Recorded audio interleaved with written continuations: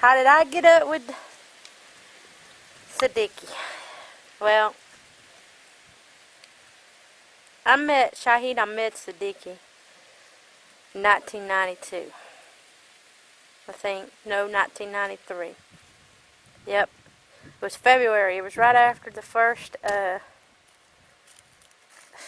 attempt on the two World Trade Centers. I met him. That's a story within itself. But that's not the focus of this right now. I lived with him and the Muhammad Qad brothers for a year and a half. I moved to Houston. What I witnessed in Houston is the main thing that got this conspiracy started. But it continued, and relationships continued, and it ended up, more things got covered up, and it played out to, we're in a mess. Where my injustice began, personally, I guess everybody's injustice, everybody started on 9/11, but there was things leading up to it, and then my personal, like me personally, to me, I'm not saying 911 didn't affect me, I'm just saying that, more personally at me, the conspiracy began in 2002. It was about 9 months after 9/11. When 9/11 first happened, I kind of wanted to come forward. I probably would have come within the first few weeks, but then when they drug Walker out, the way they drug him out and how people lashed out, that kind of scared me back. So I kept what I had thought I'd witnessed. At that time, I wasn't sure, but I was pretty sure. And I was kind of back and forth, and I was like, well, it'd be a shame if they just, have the same names, or, just, or maybe I'm mistaken for some reason, and then be treated like Walker, and then I could be, right on my money, which I was, and, I didn't want to be treated like Walker, and then on top of all that, my current husband at the time was a human trafficker, supplying to people, which I really didn't know who he was supplying to, which is, later on, is the whole foundation of this conspiracy. So about 9 months later, I finally get the nerve to tell somebody what I think, I'm pretty sure I know about 9/11, or the people involved anyway, or things that I'd witnessed. But what happened was, I told the locals, and the locals, well, at that time, I just knew about them receiving illegals, but I didn't realize that they were the sheriff, the sheriff was involved, his deputies, the chief of police in the city, and the judge was actually the lawyer for the people who were being supplied, which was illegal as all get out, but in this corrupt town, well, they don't obey the law. Because in Georgia, you can't be a full-time judge and a lawyer at the same time. But obviously in this county, when you're family members of federal judge, J.T. Camp, you can. Now, that J.T. Camp ought to trigger, because he ended up later on in the story was arrested for gun, drugs, and prostitution. Which basically, this is what all this is about. Drugs, guns, and prostitution. Now, prostitution is kind of bad. It ain't that bad, but when you start getting into child trafficking and the kind of things that this all branches off into, this is some pretty sick crap. But back to 2002, I didn't realize how deep the rabbit hole was. Okay, I just simply figured that I better tell what I knew, because the way everybody was reacting after 9/11, that they were going to find every crumb information about these dudes. And if they find out about me living with them and not coming forward, that I would look guilty, and then be living with a human trafficker where I'd be looking even more guiltier. And seeing what they did to Walker, I just figured, well, I'm in a hell of a situation I need to tell. But nobody knows about me or heard about me, or this information has officially ever been put on record. The only thing that's kind of on the record is there has been a mention of key witnesses covered up in San Diego, and I'm one of them. Because it started off in Georgia and ended up, the conspiracy really, really went strong forward in San Diego. But I'm one of those key witnesses, and I've been through hell.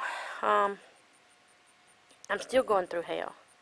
Because the way I was left, it's hard to recover. Me and my children. One child wouldn't recognize me if he saw me. He don't know me. But I still love him. And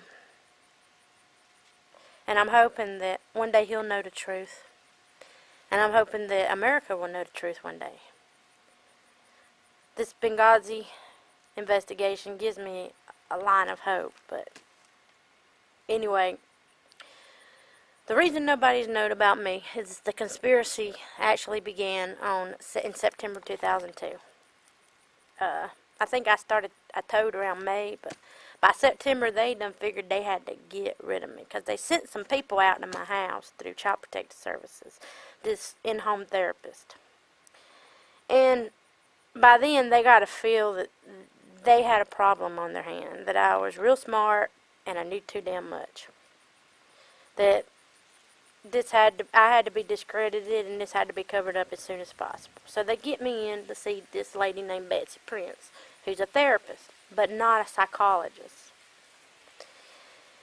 You can tell by the way the report reads, which is online, probably be under this video. You could tell that it was set up to diagnose me. Now she says she didn't diagnose me, she just accidentally misworded, backtracked, but just go read it. It's obvious. But she diagnosed me having a delusional disorder. Now get this.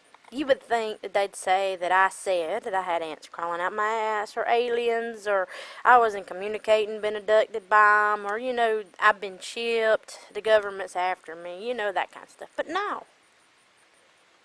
This crazy lady, in very, very poor English, worse than my English grammar, first person, second person, third person, all over the place in this report.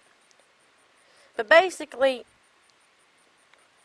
describes me as being delusional, and that my most obvious delusion is that I'm American, and that I speak English, which is kind of ridiculous because anybody that speaks to me 15 minutes can tell I speak English, and I speak a lot of it. Like a redneck, born and raised.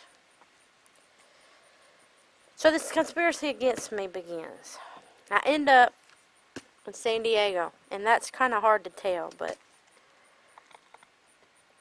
once you're deemed incompetent, your children, my husband owned me then. And the reason he owned me is because he was so abusive. There's no way in hell that I would leave him with my kids. At least with me being with him, I could get between them. So once he kind of got full control of the kids with his corrupt judge and his corruption and cartel stuff, he had me. I escaped from him and thought that if I went to San Diego, that I'd be out of the corruption. But this corruption is rooted more in San Diego and Chicago than it is anywhere else. Georgia is just the front yard. Alrighty. San Diego and Chicago is where most of the property is. But anyway. Bill Gore happens to be sheriff, which is very convenient because he too has been covering up what I saw when I was in Houston. So the conspiracy gets even wilder. They end up deeming me incompetent without an incompetent hearing. Now that is right there is all legal as I'll get out. They keep saying I'm not an American, but yet they use my American identity to bill for the institutions, the hospitals, the drugs, the treatment, the brainwashing by famous deprogrammer Dr. Galfer. They put my kids in an institution. Of course, they're using their American Social Security numbers that was born to this American to bill for all their stuff. And they go to great strengths to break us, to make us accept their reality. My youngest one was pretty much conditioned, so he ended up with a family, and he don't know, and he believes the story that he's been brainwashed to believe. My oldest one, he didn't. He's redneck. He's redneck as all get out, and he just, by God, wouldn't accept their reality, so he spent a lot of time in a 3-foot by 4-foot box. In fact, they drugged him so heavily that his liver went into failure in 2008. It's stable now. It's been given 9 years. His thyroid completely failed. His body absorbed it. And his back grew in the shape of the box he was kept in from age 10 to 15. He started playing the system, escaped, and made it to Mexico. And this is where the Beghazi stuff comes in. We stayed there a year, and Paco's thyroid got so bad he had to have an emergency medical evacuation. Now, I knew that unless I had some good, hard evidence to prove that I wasn't crazy, that when I went to that State Department, they were going to return him to San Diego. Bill Gore and his goons. So I put together 3 CD-ROMs, and I gave it to the State Department. I know it was on a Wednesday before February the 20th. I guess I could do the math. February 20th was on a Monday. I'm pretty sure it's February 20th. I know it was the Martin Luther King holiday of 2012. Well, I gave it on Wednesday, but Clinton flew in on Martin Luther King's birthday. She did a surprise stop. She was in some Cabo or something on a G20, but she did an odd stop. Now, I was told by the security firm, which is the same security firm for Beghazi, and the reason they told me is because, well, I'm poor. Obviously, you can tell by the way I live, I'm pretty poor, okay? And with all this stuff going on, it ain't like I can get a job, and get some income, plus I'm disabled. So I stay outside the State Department. And the security firm felt sorry for me, so they invited us to their coffee thing. And being as I speak several languages, including English, and English is my first language, okay? I start fishing, and they start fishing, and before you know it, we start talking about what's going on. And the second night I stayed, which was the night after Clinton came for those CD-ROMs, they told me that she made a surprise visit, and it was alleged to be for them CDs. Now, on that DVD, there was an interview with me with Freedom Fighter Radio, and some advertisement for Terry Jones and all his, doings. And I suspect that that's where Clinton got the idea to blame the film that Terry Jones and Freedom Fighter, I don't know how do you say, promoted, was behind, whatever. And they knew they had to cover this up because of what was on them CD-ROMs. And, of course, they tricked me and made me think that they were going to give my son to Atlanta. He was going to be to a hospital and be treated for all the mistreatment. But we get kidnapped. Well, my son gets kidnapped off that airplane. I was kind of pulled off illegally and held, but then they let me go. So that was a kidnapping. I was illegally detained. And they let me go. And they took my boy illegally. Now, they say that didn't happen. There's no record of it. But see, I keep everything and I keep every email. The State Department emails prove this happened. In fact, I got a copy of it. And also, my personal cell phone, if you read it or get a history, you'll see that their personal cell phone was calling mine, which was illegal. Okay, and I was told I was supposed to tell nobody about that. But I don't give a shit if I get in trouble. Because I don't think I should get in trouble, okay? I called, was telling every move, what was going on, how it was going down. I mean, it was something else. This was a freaking kidnapping from hell to cover this shit up. My son ended up escaping again. Thanks to, well, I ain't mentioning. It stayed in Mexico till he turned 18. How does Planned Parenthood fit in this? Well, see, the Richards do business with the Prince. Now, Princes and the Richards are fighting right now. If you Google some lawsuits between Richards and the Princes and Blackwood, there's been I don't know, they're throwing smack at everybody, you know? A lot of people see this, but they don't really see how it all ties together.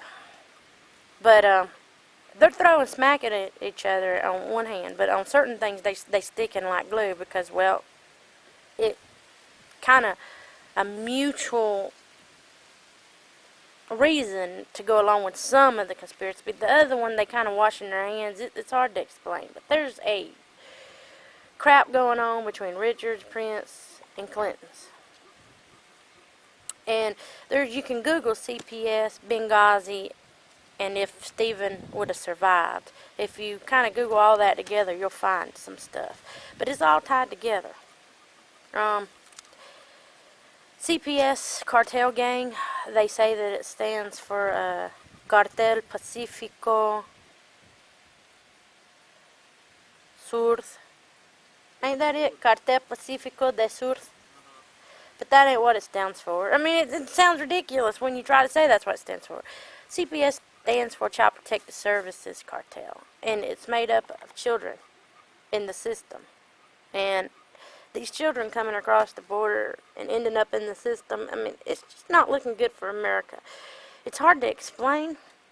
Even if I was good with communication, which is my weakness. Because one, you'd have to have a super high IQ to kind of see how it all plays off each other and understand it.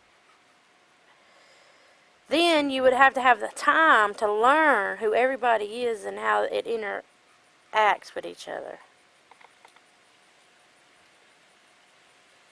And then third, I'd have to be able to organize it in a way to get you to understand it.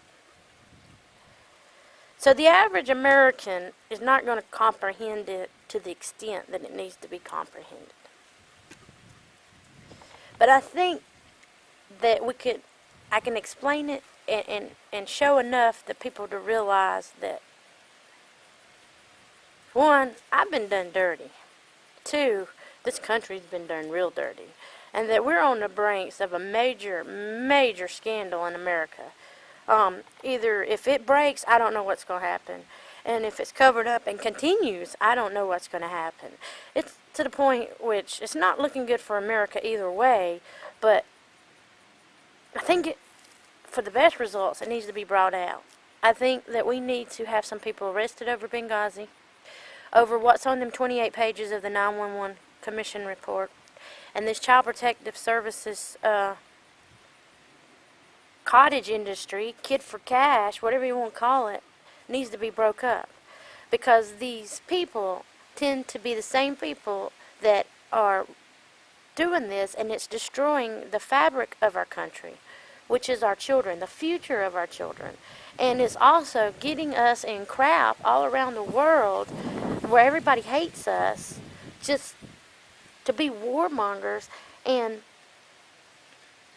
people wanting to kill us. I mean, we already have a problem with religious fanatics wanting to kill us just because of our religion. But then when we go and do these hideous things, it makes other people more likely to join their religion and make them look like our religion is the one that's screwed up.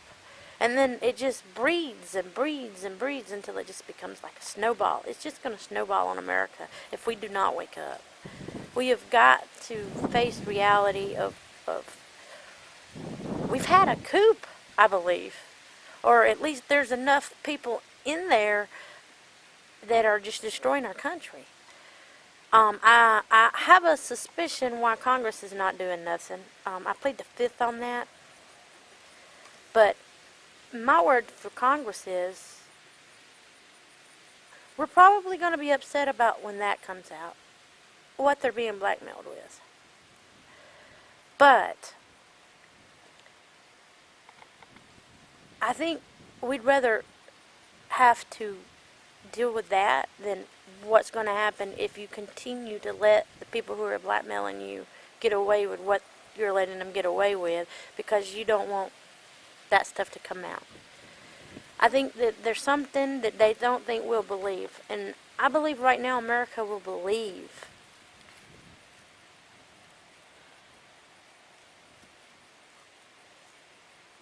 what you were being blackmailed with, that you were set up. I believe it. I mean, I know it, but I'm kind of looking at a different perspective.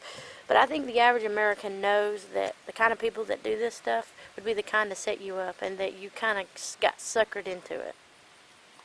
That you didn't set out to do what they're blackmailing you with. You were kind of entrapped, I guess the word would say. So I think Congress needs to get some balls, okay, and don't worry about what they got on you. And believe that Americans will believe that you're being blackballed and that you were set up with what you're being blackballed with and blackmailed with. I feel like I know it, that most of them were set up. Some of them probably are. Well, didn't have to be set up. They were, going and willing. But I think the majority of them were set up, and hell, there's enough military that are intelligent enough to understand what this is. That maybe they'll choose to do the right thing and bring this to light.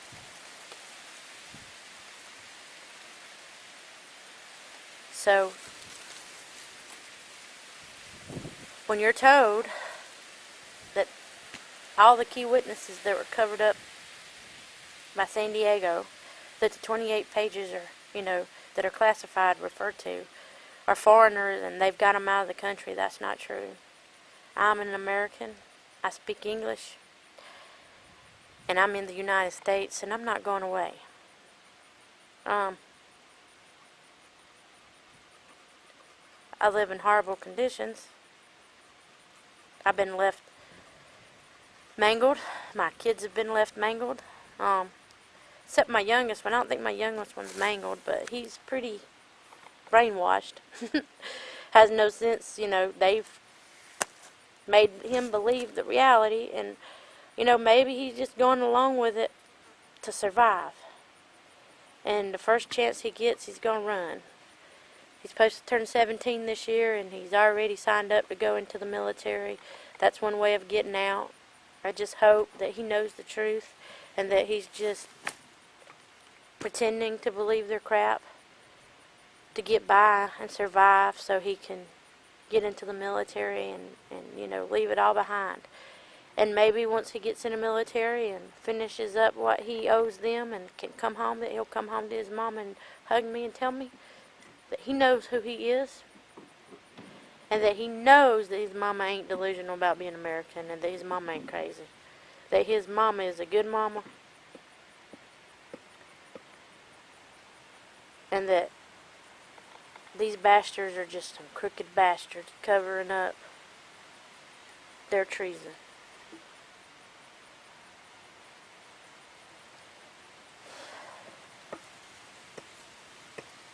I need justice. America needs justice. And if we don't bring these people to justice, and we let them continue on the path that they're down, America, I almost want to say America's going to fall either way, but believe me, there's one side worse than the other on how it falls. One side, we ain't never going to recover. On the other side, we could recover. But that's up to our military. If they decide to stand for the American people, or are they going to go with whatever these assholes are doing? I mean, there ain't no other word for it. These are treasonous, warmongering bastards. And there's no word vulgar enough for what these people have done, especially when you hear about the details of the trafficking of the children, which, if you continue, we'll be talking about that.